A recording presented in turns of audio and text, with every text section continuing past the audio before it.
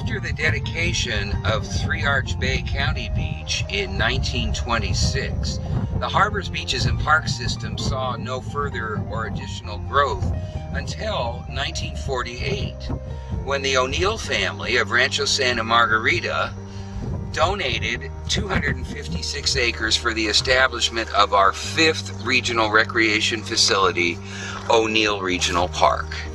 And then in the 1974-75 period, the county purchased an additional 250 acres, almost doubling the size of the park, from the Vedanta Society, consisting of lands up near the Ramana Krishna Monastery. And then also in 75, 76, and 7, we purchased various private little ranchette lots along the primary entrance road to O'Neill Park, Live Oak Canyon Road, thought by many to be the most beautiful road in the county because it passes under a tunnel of several miles long, consisting of California coast live oak trees. Then in 1982, I negotiated a dedication offer from the O'Neill family in return for the development entitlements for the new town of Rancho Santa Margarita of a whopping 2,000-acre addition to the park, consisting primarily of this magnificent 7-mile stretch of Trabuco Creek containing what is thought to be the world's largest grove of California sycamore trees. So today, in 2005, the park consists of 3,464 acres in 96 distinct parcels. And on that distant hillside across the valley over there was the location of the last nesting site for the only breeding pair of golden eagles outside of the Cleveland National Forest. And they occupied and bred from that location, and I witnessed myself them fledging a little baby bird, throwing it out of the nest and down the cliff, teaching it how to fly, with Tony Giambroni, a former district supervisor. The birds fled the site when construction started for Rancho Santa Margarita around 1985, and as the city of Mission Viejo's development, which you can see in the distance, began to creep towards the banks of Trabuco Creek. And although most of the land in O'Neill Park straddles the Arroyo Trabuco, which is one of the largest rivers in Orange County, there is another major component, which is the Chiquita Ridge, which we see here, containing about 700 acres on the east side of the town of Rancho Santa Margarita, which separates it from Coto de Caza. And now we've come down to the banks of the Arroyo Trabuco to give you a peek at the oldest structure in the park. Mission San Juan Capistrano was established by Father Serra in 1776, and as was the case with most missions in California, after they established their main headquarters, they branched out into the hinterlands and built a series of small chapels and enclaves called estancias, and in this case you're looking at the remnants of the Solana adobe, which today simply consists of the mortar and straw bricks of one corner of the building, which for years did have, thanks to the O'Neill family, a shade structure over it to protect it, and a chain link fence around it to keep the cattle from bothering it. But since then, our own forces have enclosed the remnant of the building in a wooden structure to protect it until such time, hopefully in the future, when it can be restored.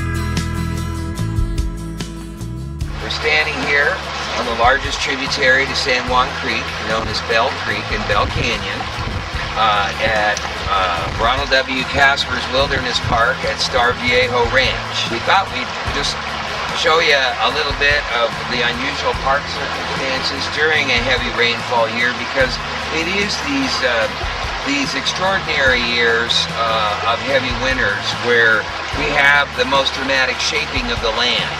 Whether we're at the seashore, whether we're in the canyons, chiseling the mountains, sharpening the bluff edges, widening the creeks, tossing the boulders around. Basically, that's what we're here to see a little bit of today.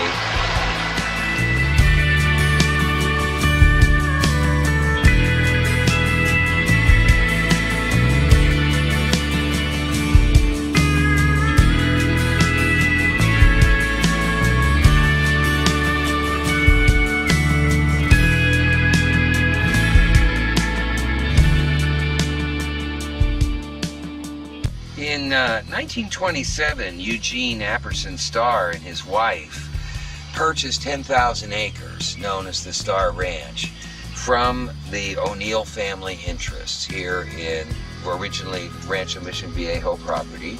They owned it and operated it essentially as a private countryside retreat. They lived in Los Angeles. He was in the oil business. They didn't do a heavy grazing, as was the case on the Irvine Ranch or on the Rancho Mission Viejo. There were just a few head of cattle, which is what enabled the preservation of this pristine understory here in this magnificent park. February 8th in 1974, the Board of Supervisors approved the purchase of 5,499 acres from the Starr Foundation to establish what was then Star Viejo Ranch Park. I went to work here in 1975, scouting the route for the Juaneño Trail along San Juan Creek. Working with the trail crew here in Bell Canyon, it was not unusual to arrive at work at 6:30 and come up into this area of the canyon near the windmill and see a flock of 30 deer just grazing with little fawns and so forth.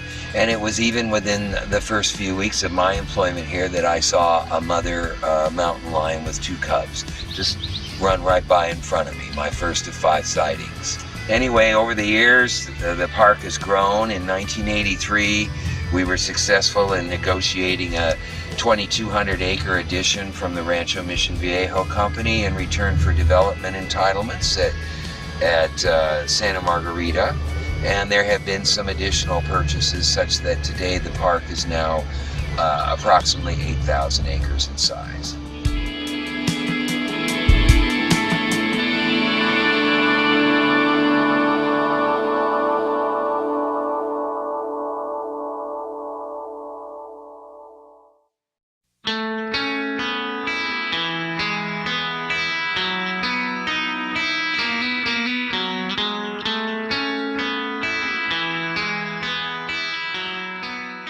Donna is now working at Caspers Park, also worked, for example, at O'Neill Park, and she's really our top-notch mountain lion expert among the ranks of the park rangers. She keeps track of where the lions are and what they're up to.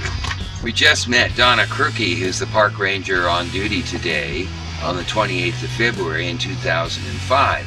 She also works with John Ganaway and others in running the park, but I thought I'd reflect a little bit about the founding staff here. When I came to work at Caspers Park in 1975, Tony Gimbroni was the supervising park ranger, and Darrell Bennett was the groundskeeper, and Ed Williams, who later became the supervising park rangers at South Beaches, was actually the maintenance man, and we had a crew of 6 members of the trail crew.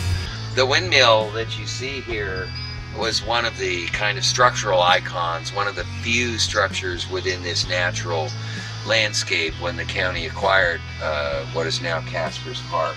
And it was broken. Actually, it was a very modest expense to fix it, and the project was managed by Bob Young, a senior civil engineer with the then Environmental Management Agency.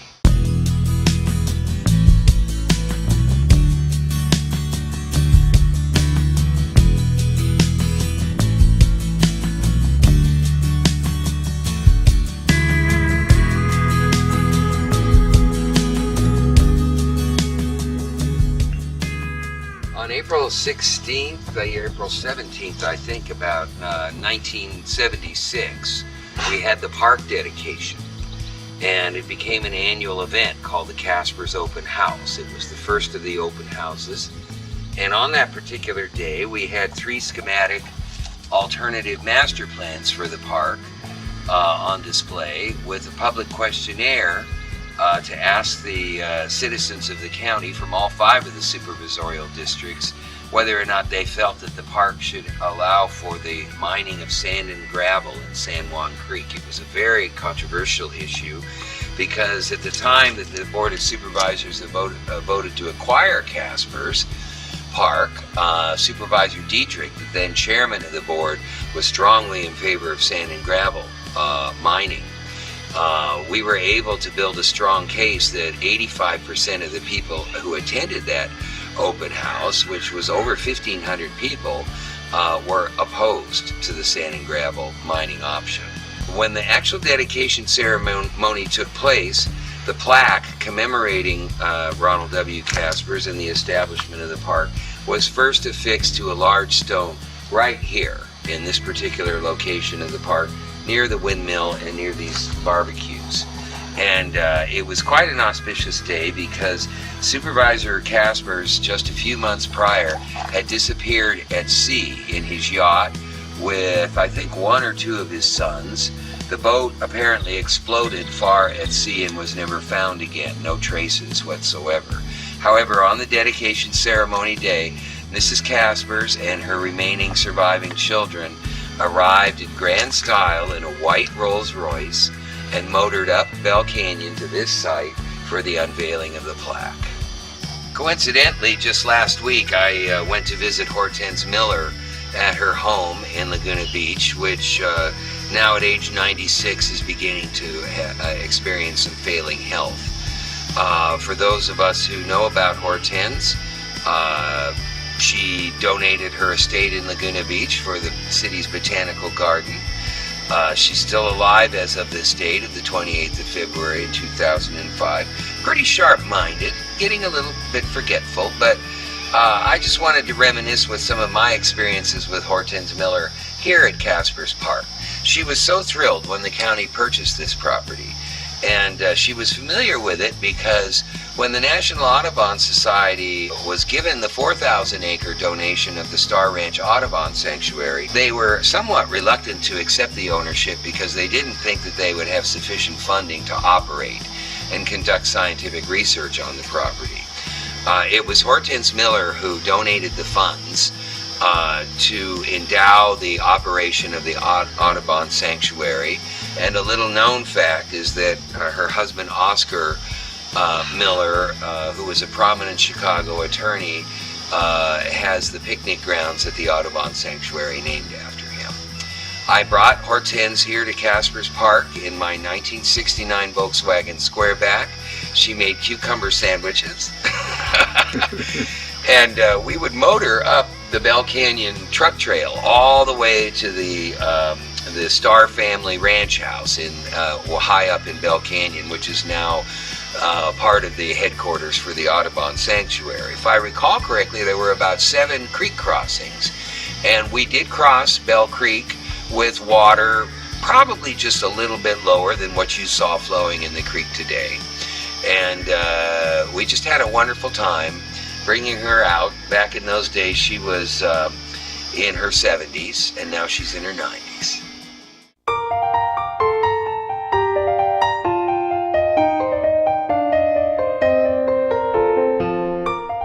The plaque that I described as having been dedicated and unveiled by Mrs. Caspers and her family up in Bell Canyon was later moved here to this hilltop where we have the interpretive center. It says this park is named in honor of Ronald W. Caspers for his dedicated service to the citizens of Orange County and in gratitude for his foresight in establishing recreational opportunities for present and future generations. These efforts are exemplified by his success in acquiring the Star Viejo Ranch as a county park. You're looking at the Nichols Research Institute, which was a 100-acre parcel that the Rancho Mission Viejo retained when they dedicated all of the land to the right of it as the 2,200 acre addition to Caspers Park in 1983. Later, Dr. Nichols purchased the property, and that's what led to the development of that particular institute here in the middle of Caspers Park. Paved road in the distance is the Rancho Carrillo Road, which leads up to the top of the Santa Ana Mountains, where there's a private inholding in the National Forest with some country homes.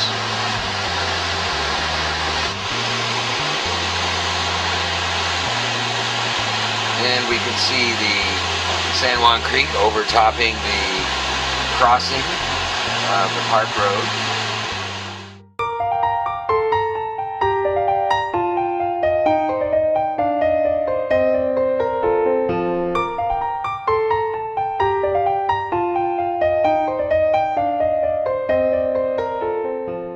We're looking now, panning up Bell Canyon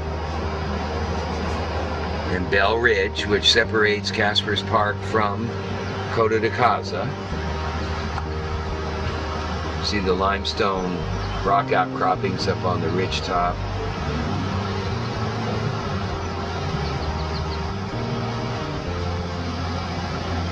Get a good perspective of the sycamore riparian, the native grasslands, the coastal sage scrub, the oak woodland, and the chaparral in the distance.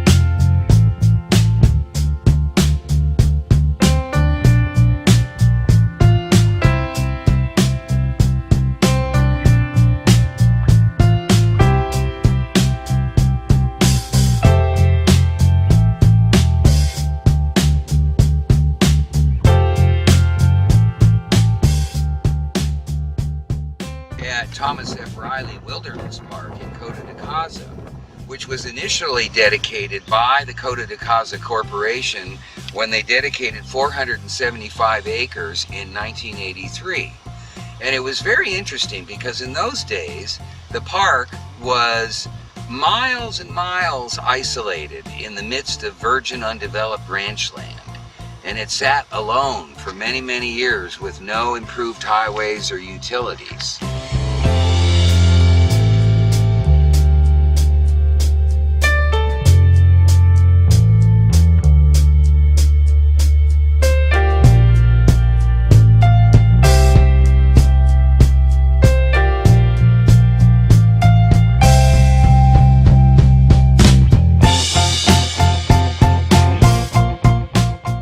Today, the park consists of 32 parcels of fee and easement lands totaling 637 acres.